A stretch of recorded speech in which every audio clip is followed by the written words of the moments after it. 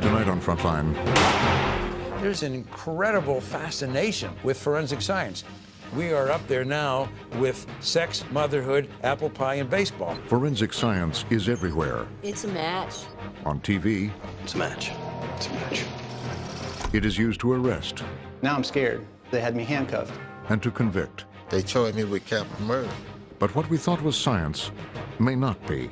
We're using techniques that have never been validated scientifically. Like the science of fingerprints.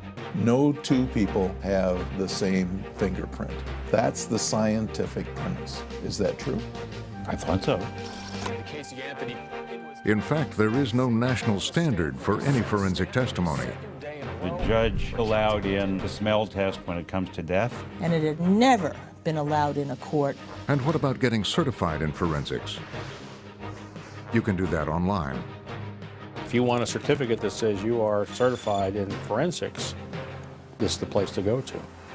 Tonight on Frontline, correspondent Lowell Bergman joins with ProPublica in an investigation of one of the increasingly controversial tools of the criminal justice system, forensic science. There's something that people need to understand about bad expert witness testimony and bad science. It doesn't just put innocent people in jail. It leaves murderers on the street.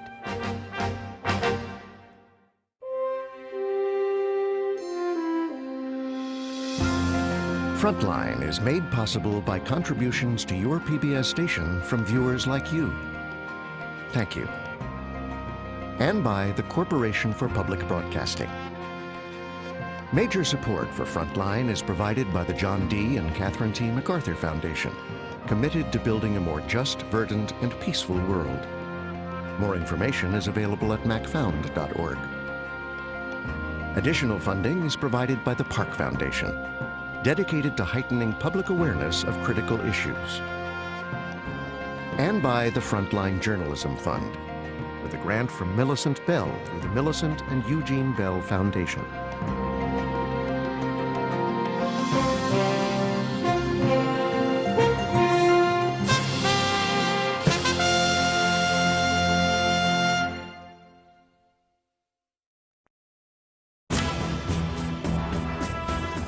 CSI is the most watched drama series in the world, brimming with flash and glamour, where cutting-edge forensic technology always reveals the truth.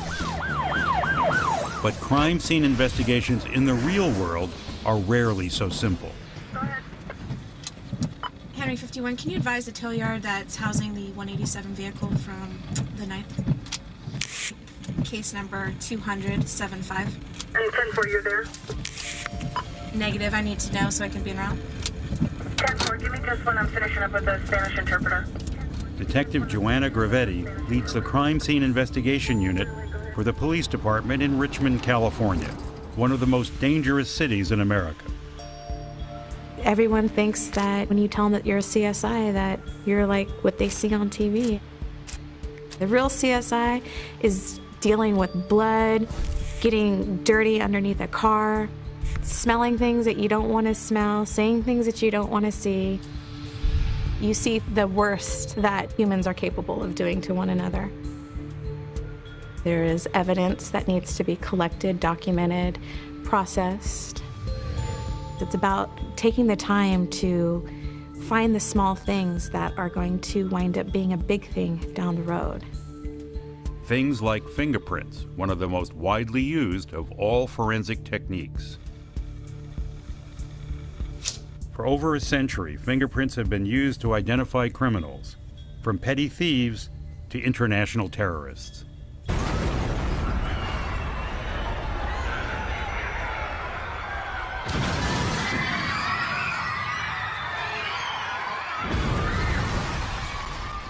In 2004, a series of explosions in the subways of Madrid killed or injured nearly 2,000 people.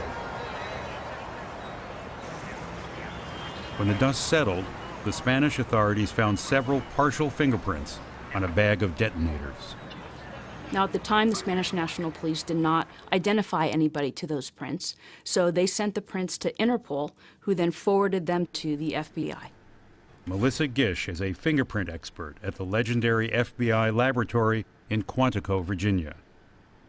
The examiner analyzed the prints. He ran them through the system. And in this case, the examiner found a match. Yes, in this case, the examiner effected an identification.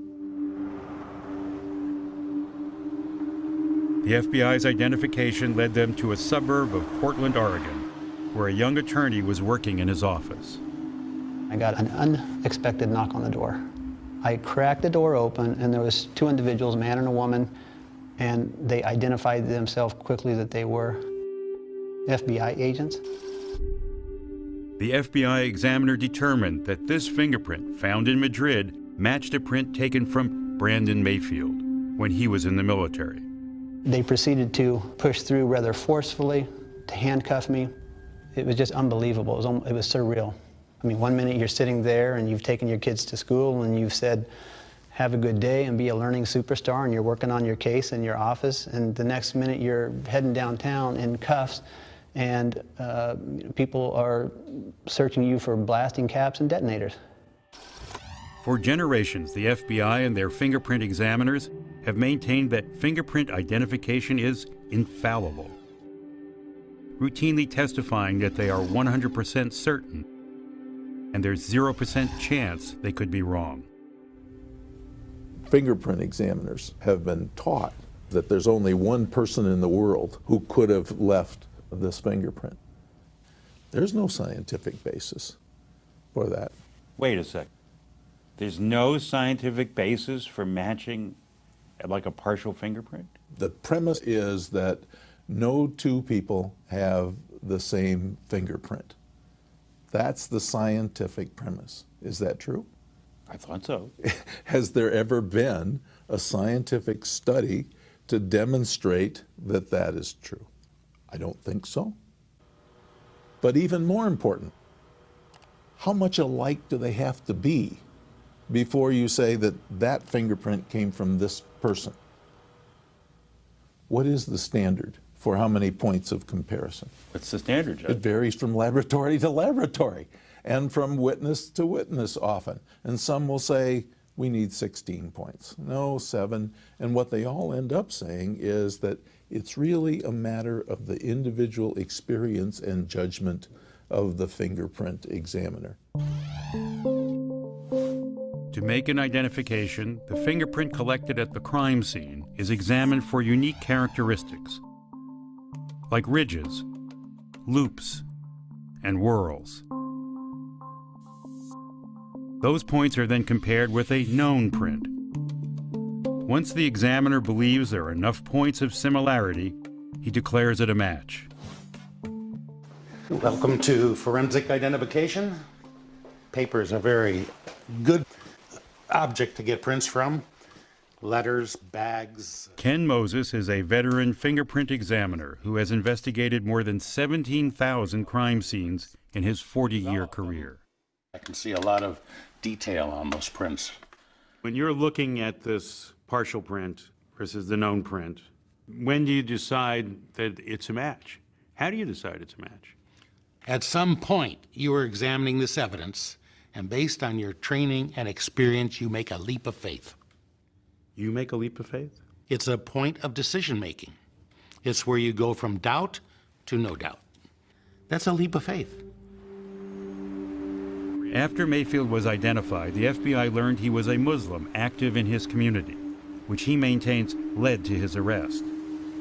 Mayfield insisted he was not a terrorist and had never been to Spain. The only evidence against him was that partial fingerprint. But at the FBI laboratory in Quantico, the print was matched by a second examiner and then confirmed by the head of the FBI's fingerprint unit. So 3 examiners would say that this was Brandon Mayfield's fingerprint. In this case, they did, yes. And I believe they provided an affidavit saying it was 100%. That is how they did testify in that manner, yes. A Portland, Oregon man has been arrested by FBI. Officials are detaining Mayfield in the county jail His here. fingerprint was found on a plastic bag with bomb-related material. He can be held indefinitely. It was a nightmare. You know, when you're there in your jail cell alone and you're just faced with your own thoughts. That's when the gravity of the situation really sunk in. Okay, so you're in the lockup. They say that you're 100% matched.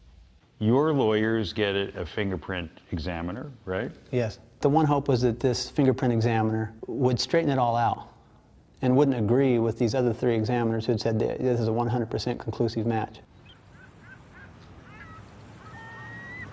I received a call from Portland, a request which I get many times a week to take a look at a print.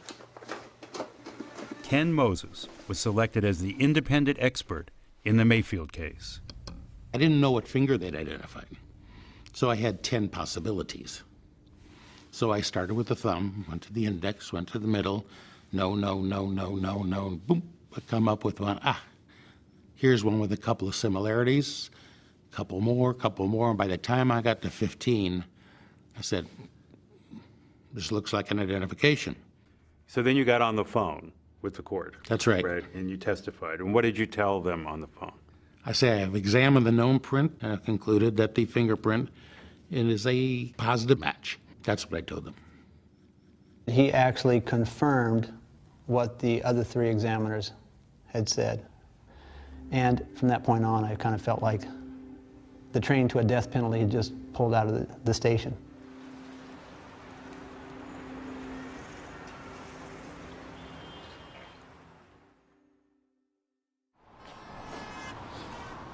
Mayfield says his own lawyers assumed that the print was his. 2 weeks into his detention, he had to decide whether he would testify or exercise his right to remain silent. I was going to go to the hearing and tell the judge what it was I was going to do. I was either going to testify or not talk. And you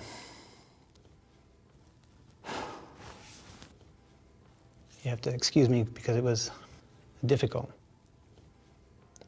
I waited and I waited, and my attorney showed up. He said, Brandon, he said, we just learned it ourselves that the Spanish police had identified this latent fingerprint as belonging to an Algerian. And I looked at him and I said, you know, like, see, I told you. I told you it wasn't me. When you heard that it wasn't him, what'd you think? Well, I knew that our profession had taken some sort of a quantum leap because suddenly there were new rules involved. No time before in history had there ever been 2 fingerprints with 15 minutiae that were not the same person. Under our past standards, I was right, but I was wrong. I had made an error. And so had every other examiner that looked at the print. So therefore, when I heard that it was an error, I knew the ground had shifted somewhere, and indeed it had. We've been using this for 100 years. We ought to have some serious amounts of science to support the claims that examiners make. So it hasn't gone through the... Jennifer Mnookin, a law professor at UCLA, is heading a study funded by the Justice Department on fingerprint identification. What matters here isn't, are your fingerprints really different from that guy over theirs? The real question is some part of your fingerprint sufficiently similar to some part of his that a competent examiner might mistake some part of your print for a part of somebody else's print? Well, that's exactly what happened with Brandon Mayfield. There had been other mistakes in the past, but the Mayfield case highlighted the weak link in fingerprint identification, the examiner. Running both prints through AFIS. Unlike fingerprint analysis on television, machines do not make a match. People do. The examiner is the instrument of analysis. There is no objective criteria. It's a subjective judgment of the fingerprint examiner. Dr. Itiel Dror, a cognitive neuroscientist based in London, is one of the world's leading authorities on fingerprint analysis. He says that examiners can be influenced by bias. We're talking about bias that's unconscious. Absolutely. We're not talking about a conscious conspiracy to match up the suspect with the fingerprint. Absolutely. We're talking about dedicated, hardworking, honest, competent forensic examiners. Dr. Dror says this is cognitive bias, and in a study to show how strong that bias can be, he took real cases where examiners had found a match, changed the descriptions of the crime, and then asked the same examiners to analyze them again. I gave the same prints to the same examiner without their knowledge, and a large majority of the examiners said now it's not a match. So in over half the cases, they would disagree with their former opinion? Yes. It changed their perception and judgment, and over half said it is not a match. In the study that Dr. Dror did, the examiners changed their mind. Over half of them. 4 out of 5. Same data, same examiner? Mm-hmm. Same examiner. Right. Completely different result. How can that be a science? Well, there's going to be, I think, variability anytime there's a human involved in the process. So it sounds like you agree with Dr. Dror when he's talking about cognitive bias. If you're asking me if I think that there is the potential for cognitive bias to come into play in a fingerprint examination process, I would say yes. After nearly a century of insisting in and out of court that fingerprint analysis is infallible, the FBI has now changed the way it testifies. Today, particularly since the Mayfield case, you don't testify the way you used to testify, right? Right. I certainly wouldn't say 100% certain or 0 error rate. I would want to explain any of those things if I was asked about them. So there is no infallibility here. I would not testify to that, no. I think fingerprint evidence is accepted in the United States. I think it is a rare case when they get it wrong. And, you know, the critics can scream all they want, but it's a very vital part of our criminal justice system. He didn't go to jail or anything, though, right? Scott Burns is the director of the National District Attorneys Association, which represents state and local prosecutors who handle the vast majority of criminal cases. Nobody ever asked me about the hundreds of thousands of cases every year where it does work and where good forensic scientists testify. We get it right most of the time. The Mayfield case is the anomaly. It is the rare exception. And to hold that up as somehow representative of what goes on in courtrooms across America is just wrong. What is an anomaly is that they found out, not that they made a mistake. How can he say that you get it right most of the time? How does he know that it's not the tip of the iceberg? To say that Mayfield is an anomaly in a single case is naive at best. The courts had been misled for a long time because we had been told, my colleagues and I, by some experts from the FBI, that fingerprint comparisons involved essentially a 0 error rate. Without our ever understanding, that's completely inaccurate. Harry T. Edwards is a federal judge on the U.S. Court of Appeals for the District of Columbia.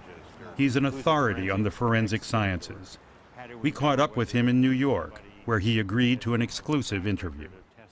The National District Attorneys Association and some of the more prominent fingerprint examiners that we've talked to, they're saying things were fine, are fine, and fingerprints have worked fine in court for decades, if not a century. If some people are saying it works because we've gotten convictions, that is to say nothing more than juries and judges have believed that experts knew what they were talking about, and so they bought it and they convicted. That's not proof that the discipline is undergirded by serious science. Well, they say that it's based on practice. It's based on years of experience. It's based on, that's valid, isn't it, Your Honor? No, of course not. If your experience or practice has been inaccurate or wrong for many years, it doesn't become better because it's many years. It's just many years of doing it incorrectly. And the stakes are too high. When you're talking about prosecution, incarceration, the stakes are too high. Can you advise the 1020 of the 187? Give me just one, I'm finishing up with this. In Richmond, California, Detective Gravetti is called to a homicide, the third shooting of the day. The coroner just arrived. Oh. What wakes me up in the middle of the night is the wail of a mother when they find out that their child's been killed. And it's that sound, not only does it keep me up at night, it's what drives me to make sure that I don't hear it again. I want to find justice for these people. They deserve justice. Their family deserves justice. There's a bullet in the tire somewhere. Yeah, I got it. Got it? Oh yeah, beautiful. See Oh, that? look at that. Oh, See wow. that? Obviously a hollow point bullet, and what's important is the characteristics that are left on the copper jacketing. It has the markings. Hopefully we can find something that will help us link that bullet to that gun. Evidence is extremely important in any investigation. It's going to help figure out what happened, how it happened, possibly why it happened, and it puts people in jail. It gets people out of jail. Gravetti and thousands of forensic investigators around the country collect the evidence that is relied on to catch criminals. But questions are being raised about the scientific validity of some of the techniques they use. In an unprecedented report, the National Academy of Sciences concluded that many forensic sciences have never been exposed to stringent scientific scrutiny and do not meet the fundamental requirements of science. In addition to fingerprints, this includes analyzing blood spatter, matching hair and fibers, or ballistic analysis, the matching of marks on a bullet casing to a gun. I think I and probably many of my colleagues assumed that the forensic disciplines were based on a solid scientific methodology and were valid and reliable. Judge Edwards was a primary author of the National Academy of Sciences report. When you saw forensic science, did you have any reason to question it? Or? No. You assume that the work in putting the evidence together and in offering the testimony was proper. There could be mistakes, and you understood there could be challenges, but you didn't assume what we later uncovered, which there were systemic, serious problems with respect to certain of the disciplines. One of the disciplines the report found to be among the most controversial was bite mark analysis, which produced a high percentage of false positives.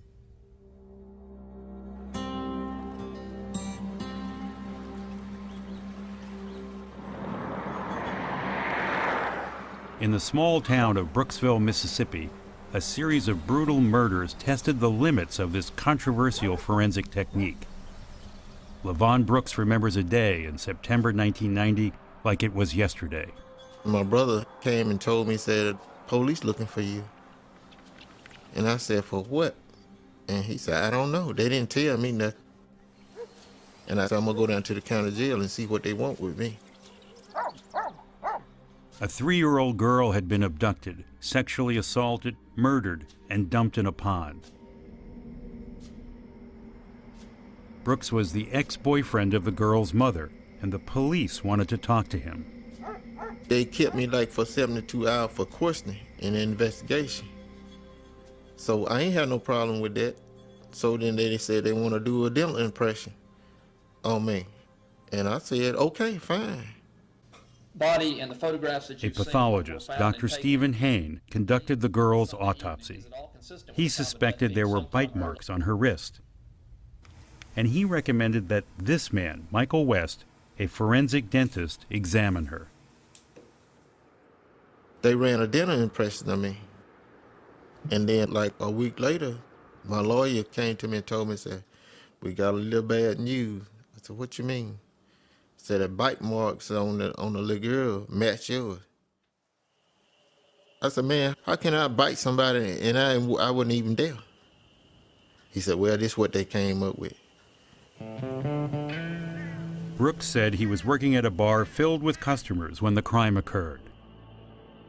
But during the trial, the bite marks, the only physical evidence linking Brooks to the crime, trumped the defense's eyewitness testimony. They charged me with capital murder. I couldn't even believe that. I couldn't even believe it. LaVon Brooks was sentenced to life in prison. I felt like my life was over with.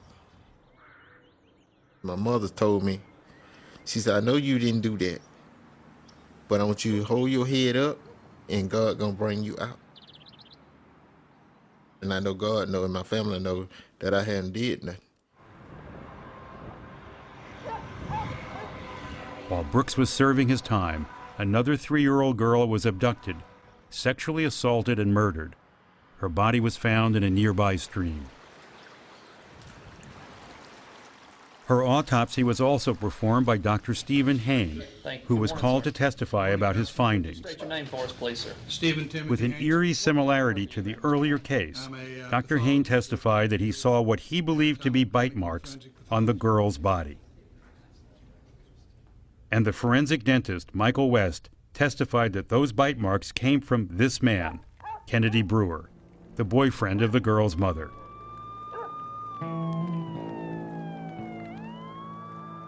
Brewer was convicted and sent to the Mississippi State Penitentiary to be executed. There have been a number of people who were convicted based on bite mark testimony, who were sent to death row or to sent to prison for life. And in each of those cases, a whole group of forensic odontologists, forensic dentists, said they were absolutely certain that this was the guy, and they were absolutely wrong. Peter Neufeld, who represented both Brooks and Brewer, is a founder of the Innocence Project, which has helped free hundreds of people who were wrongfully convicted. Neufeld says that most of those convictions involve the use of what he calls invalid science. Invalid science meaning it has no basis in fact? Yeah, like the person who looks at scratch marks on someone's hand and says, those are human bite marks that came from that man to the exclusion of everybody else on the planet. There is no science to support that conclusion, period. But it was It's something made up. But the judge allowed that in. Judge allowed it again and again and again. Frankly, not just one judge, but judges all over the country allowed that testimony because it came in from guys in white lab coats. There is one forensic science that everyone agrees is valid: DNA. Unlike many of the forensic sciences which were developed by law enforcement, DNA analysis was developed by medical science and has been subjected to decades of rigorous scrutiny. DNA is the principal example of real science at work. DNA really is the only discipline among the forensic disciplines that consistently produces results that you can rely on with a fair level of confidence. We looked at all the cases of people who've been exonerated by DNA evidence. We found that in 60% of those cases, experts who testified for the prosecution produced either invalid evidence or the misapplication of science in their testimony. In other words, DNA has called into question the basic reliability of many of the other forensic sciences. What we're talking about with forensic science is systemic failure. We're talking about using techniques, using equipment that's never been validated scientifically. But police and prosecutors say they need to use every tool they can get. And sometimes that means pushing the boundaries of forensic science, even in the most high-profile cases. 911, what's your emergency? I found out my granddaughter has been missing for a month. Her mother finally admitted that she's been missing. Okay, we're talking about a 3-year-old little girl. Okay, what is the 3-year-old's name? Kaylee Anthony. Kaylee Anthony? Yes. In Orlando, Florida, a series of calls to 911 led to a sensational murder trial that captivated the nation. Casey Anthony, 25-year-old accused of killing her 2-year-old Casey daughter. Anthony was charged with the murder of her young daughter. Anthony's first-degree murder trial. The case against her began with an admission she made to the 911 operator. My daughter's been missing for the last 31 days. Why are you calling now? Why didn't you call 31 days ago? I've been looking for her and have gone through other resources to try to find her, which was stupid. To many, it seemed clear that Anthony was guilty, a view reinforced by the media. She let the child go unreported based on those pictures of her slutting it up during the time she claimed she was searching for her child. The skeletal remains of Casey Anthony's daughter were found a block and a half from her home. The prosecution had no eyewitnesses, no murder weapon, and no cause of death. What they did have was a theory that emerged after the 911 call. There's something wrong. I found my daughter's car today, and it smells like there's been a dead body in the damn car. Based in large part on that smell and her disturbing behavior, the prosecution set out to prove that Casey Anthony killed her daughter and hid the body in the trunk of her car. They sought the death penalty. Jeff Ashton was on the prosecution team, in charge of the forensic evidence. So what we have here, 20 years ago, Ashton was the first prosecutor in the United States to get a conviction based on DNA. Now he wanted to use a new forensic method to convince the jury that the smell in the trunk of that car was the smell of death. and you can actually kind of detect it a little bit still to this day. Explain to us the introduction of the smell of death. The odor analysis. Right. We had the trunk of a car, which was described by a number of lay witnesses as having an odor that was distinctly identifiable as human decomposition. I smelled it myself, and I can tell you, having smelled it over my career many, many times, it's very recognizable, and I noticed it. This sort of sat in the middle of the trunk. There was a stained area in the carpet that appeared to be the source of the odor, and that piece of carpet was sent in a sealed condition to Dr. Voss. Dr. Arpad Voss is a forensic anthropologist at Oak Ridge National Laboratory. He has been studying human decomposition at the University of Tennessee's Body Farm under grants from the federal government. The prosecution called Dr. Voss to testify as an expert on the odor of the dead. He analyzed an air sample from the trunk of Casey Anthony's car that had been sealed in a can. When you first opened it, what was your reaction? Well, the odor was extremely overwhelmingly strong. And what did you recognize that odor to be? I would recognize that as human decomposition odor. That you've smelled many, many times before you've talked 20 about. years worth. 20 years worth. Dr. Voss has 20 years of research have all been in the biochemistry of decomposition, attempting to isolate those compounds that are unique to human decomposition. And what he said was that the odor that was chemically analyzed from the trunk was consistent with human decomposition. Okay, but you agree this was on-the-edge science? This was cutting-edge forensic science. And it was cutting-edge for lawyers and judges. Never introduced before. Never introduced before. The trial judge allowed us into that courtroom without there being any quality assurance controls, without there being any error rate studies, and yet he let this go to the jury. And quite frankly, in my opinion, it was an outrage. Do you have an opinion as to whether there was a decomposing human body in the trunk of that car at some point? I do have an opinion on that. And what is that opinion? I can find no other plausible explanation other than that to explain all the results we found. Whether that opinion is right, is wrong, is garbage, is up to a jury to decide. You have made it clear that this has not been studied. Jose Baez was Casey Anthony's defense attorney. He attacked the ability of Dr. Voss to scientifically identify the smell of death. His opinion was, you just have to trust me.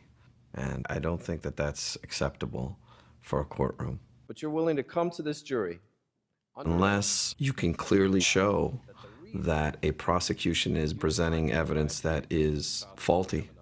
You're running into a danger zone. Let's say, for example, the prosecution presents one witness that says something and they're relying on an expert, and the defense puts their own expert to explain that it's junk science. Who are you going to believe? You have to have validation. I think it's a little bit naive to think that the adversarial system will have smart lawyers on both sides and they'll duke it out and we'll figure out the right answer. We need the science first and then let them fight about what the good science means, as opposed to struggling with disciplines that don't have good science undergirding them. Lawyers are scientifically illiterate, judges are scientifically illiterate, and certainly juries are. So there has to be a fix upstream to make sure that before any evidence gets to a court of law, that it has been validated, that it is reliable, that it does meet national standards, and that we can all have confidence in the result. One of your favorite protagonists, Peter Neufeld, says, lawyers are scientifically illiterate. Judges are scientifically illiterate. So there has to be a fix upstream before any evidence gets into a court of law.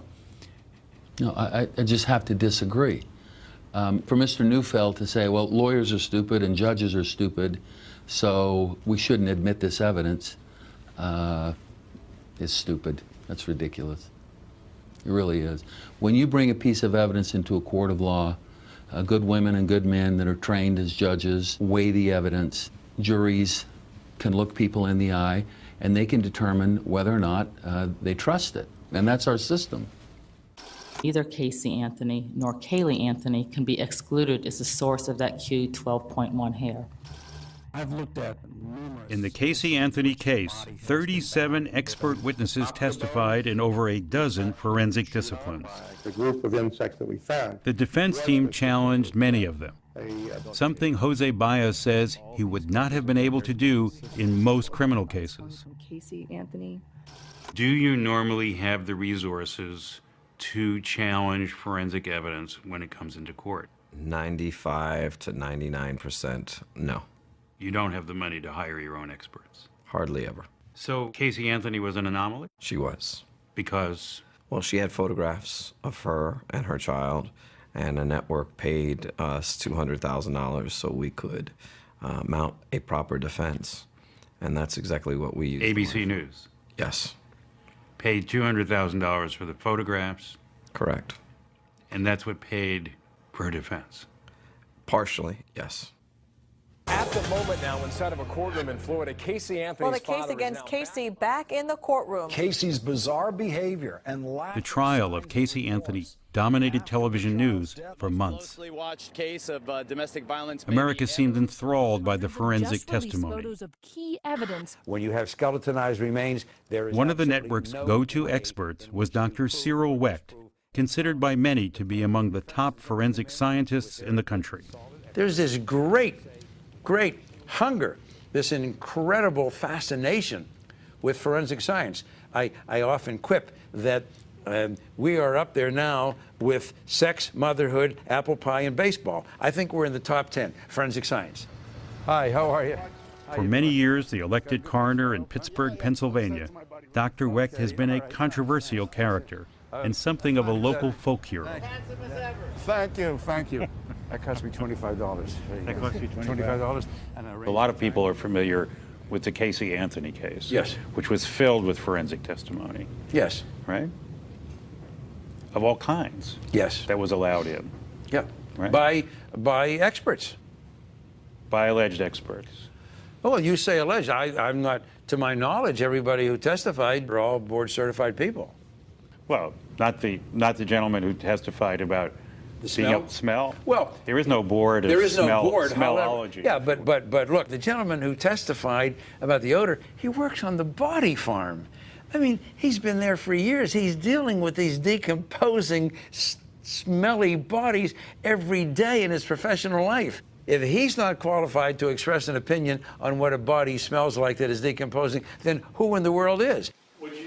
Experts are supposed to be qualified based on their knowledge, skill, experience, training, or education. Whether they can testify or not is up to a judge. If I understand the law correctly, once you, the judge, say that someone is an expert and they get into court, that's it. They're an expert. They're an expert. Is there a system for monitoring expert witnesses? No, none that I know of. The only system we have is an expert who happens to come back before the same judge. But there's not even a way of getting information from one case to another. As I understand it, there's no national organization that you could go to say, is this expert, what's their track record? No, there's no national organization for that at all. For any of the forensic sciences? As far as I know. I've heard it said that there's more licensing requirements for your hairdresser than for forensic scientists.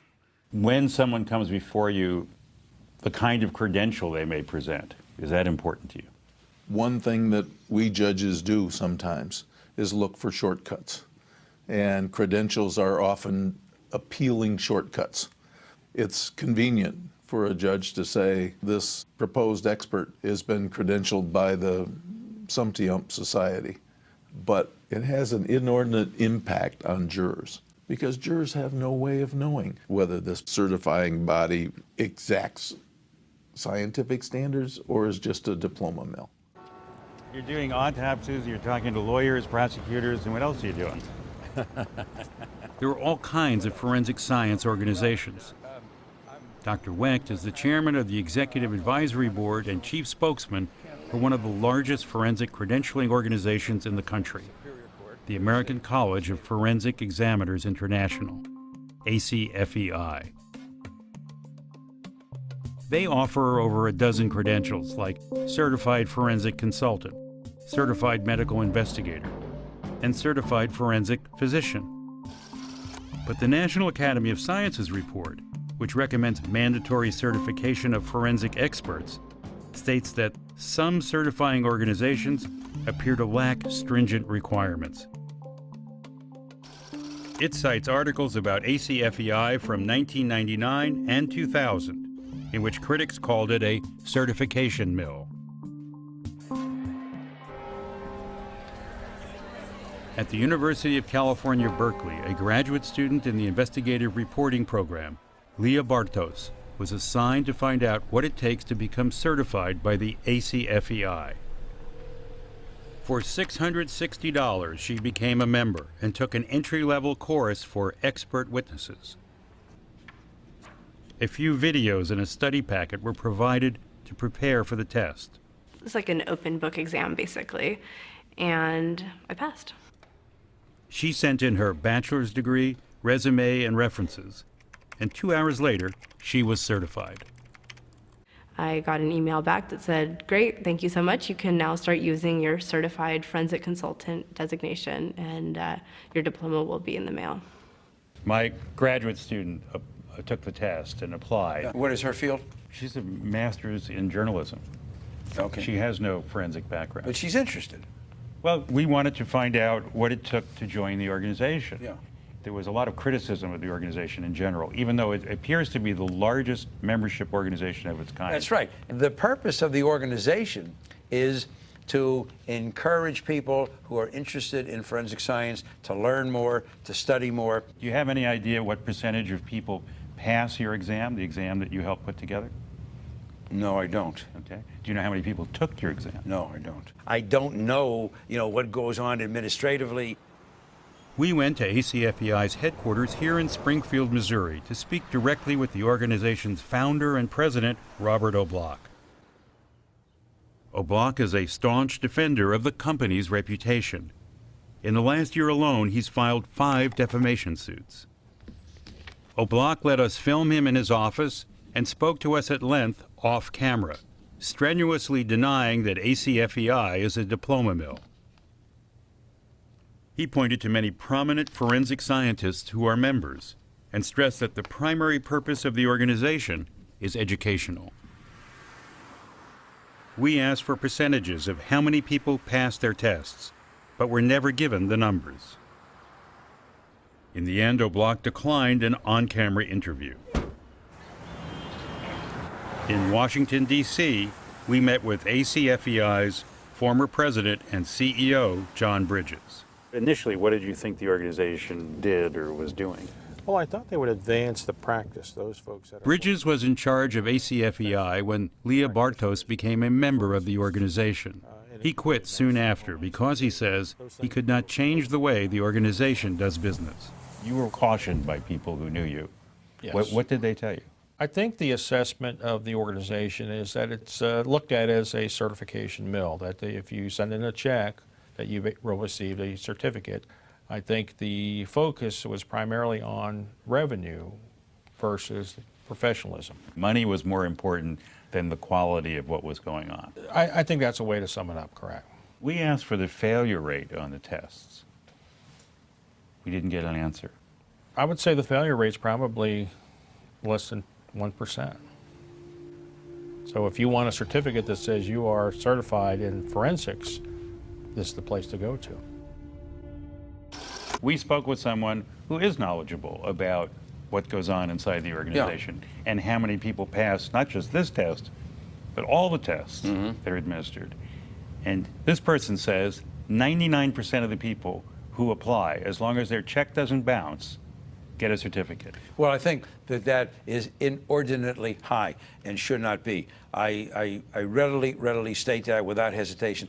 There can be no meaningful exam that has a 99% pass rate. Amongst the materials, it says the certified forensic consultant designation contributes to the weight of testimony and the relevance of the evidence to the issues in the case. Okay. Okay. But Nothing wrong with that language. She has no. The key she word has no expertise. The key word is contributes to. Contributes to. That is the controlling word, contributes to. And any good lawyer, a kid right out of law school, would say, ma'am, just exactly what is your training? And the point I'm making, you see, is that that piece of paper doesn't mean very much. I'm sure it's designed to make somebody feel good, to make them feel they've accomplished something. Is it just resume padding that's going on here? I think it's semantical embellishment. Semantical embellishment. Well, you like that? You like that? You like that? Yeah. That's a good one. I like that too. I just thought of it. But listen, I would not argue with you if you said maybe words should be changed and instead of certified to think of something else. But does it really qualify them to be the expert in a particular field? No. That was not what was expressed to me while I worked there. Linda Duncan was the finance director of ACFEI until late 2010. In fact, some of the documentation would state that, this is a way to certify you as an expert in your field. It kind of astounds me that Cyril Wecht would say that when, that's kind of the purpose of the company. That's what they said. That's what I was told. That it was for expert testimony. I was told that. Who told you? That would have been Dr. O'Block himself. Said that the intention was to certify these individuals to be experts, to show them as experts in their field so that they may testify in court. Dr. Wecht says, and his name is on their diplomas, Right. that this certification will contribute to your credibility and your testimony, but it doesn't say that you're an expert. But the judges use it to make you an expert. The juries use you to make an expert. So that's a fallacy. So why would Dr. Wecht say, these are just for people to put up on their wall? It doesn't mean that they're really experts. And if that's the case, then there should be a memo from that organization that goes out to all the judges saying, don't consider this certification when you consider whether this person should testify in a particular area. And unless that goes out, how are the judges to know? How is the jury to know? There's really no way to tell today what the certifications mean. No. There's no standard for that. There are certifiers, but not what you and I are talking about. That is real licensing programs, real certification programs that train, give serious tests, and will revoke your license and affect your job and ability to testify in the event that you do something wrong or fail. No, that doesn't exist now. We need a body that is regulated that can say these are the scientifically based professionals who are qualified to be experts. The minute we leave that open to for-profit groups who make money from issuing pieces of paper, we really undermine the public's interest and the public's legitimate interest in making sure that we've got a scientific basis for sending somebody to jail.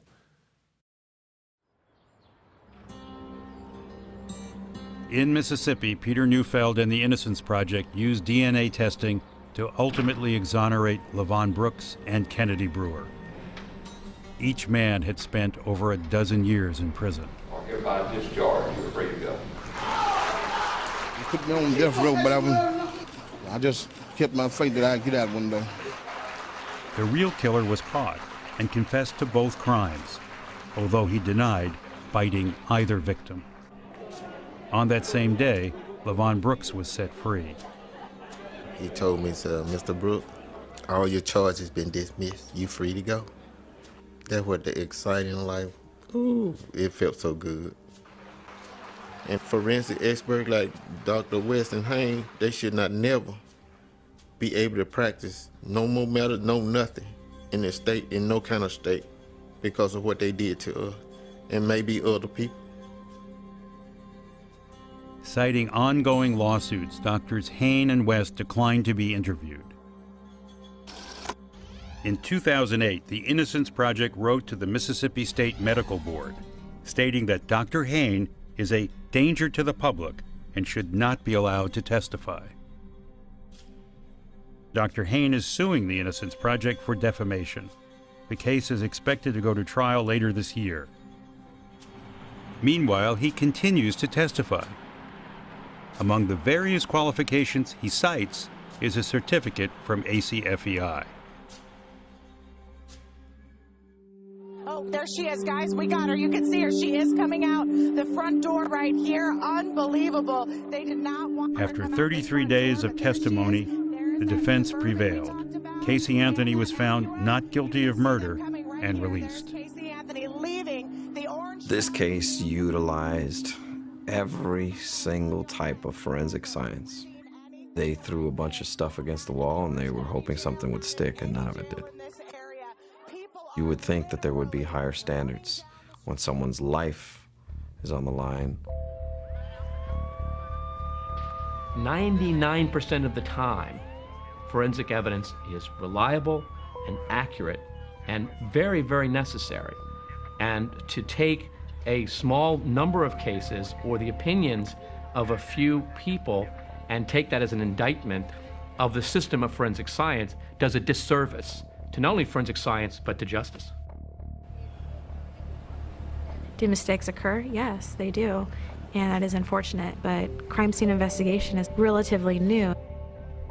It's an evolving science. If we don't have the techniques and the tools and the knowledge to move forward, then we can't serve those that need our help. You have to know that the experts who are testifying know what they're talking about and that the disciplines that they are representing are supported by validity and reliability. We have to know that. The American people ought to understand and worry about the problems that we found and do something to correct them.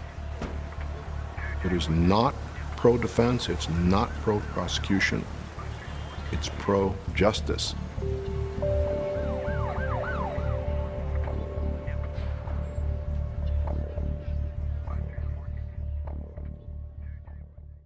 And continues online. Learn more about 8 common forensic analysis tools. Explore more about the controversial forensic evidence presented at the Casey Anthony trial. I smelled it myself. Read more from Judge Harry Edwards, author of the National Academy of Sciences report on forensic science. We need the science first. And from ACFEI spokesman Dr. Cyril Wecht. Watch the full program again online and follow Frontline on Facebook and Twitter, or tell us what you think at pbs.org/frontline.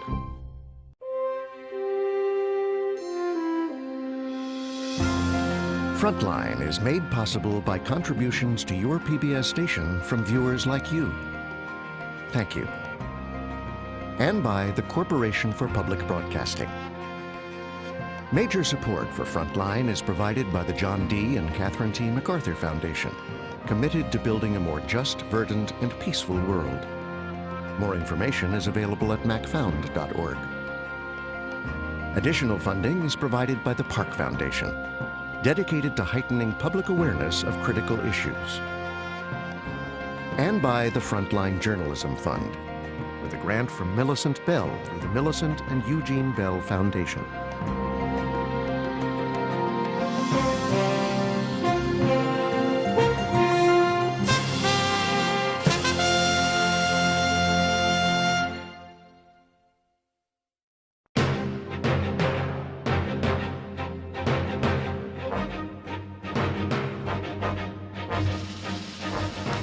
on this and other Frontline programs, visit our website at pbs.org/frontline.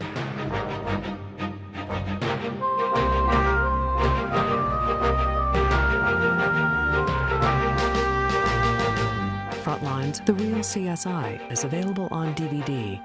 To order, visit shoppbs.org or call 1-800-PLAY-PBS. Frontline is also available for download on iTunes.